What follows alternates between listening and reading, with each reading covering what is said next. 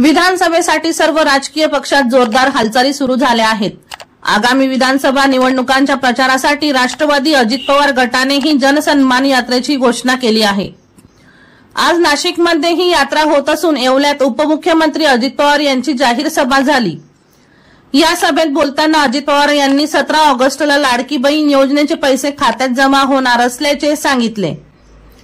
तसेच ही योजना सुरू ठेवायची असल्यास आम्हाला निवडून द्या असे आवाहनही त्यांनी यावेळी केले। तसेच विरोधकांना याचे दुःख आहे, वेळ मारून देण्याचे काम असल्याचे ते म्हणतात। मात्र आम्हाला लॉंग टर्म राजकारण करायचं आहे, मला तुम्हाला उत्तर द्यायचं आहे। खोटा निगेटिव्ह सेट करण्याचा प्रयत्न कोणी केला तर त्याला बळी पडू नका। ही योजना बंद करण्याकरिता केलेली नाही, ती कायमस्वरूपी चालू राहणार आहे। ही योजना चालू राहायची म्हटल्यावर तुम्ही आम्हाला तिथे पाठवलं पाहिजे, त्यासाठी बटन दाबलं पाहिजे असे आवाहनही अजित पवार यांनी केले। दीपक राठोड यांचा रिपोर्ट DR न्यूज जळगाव।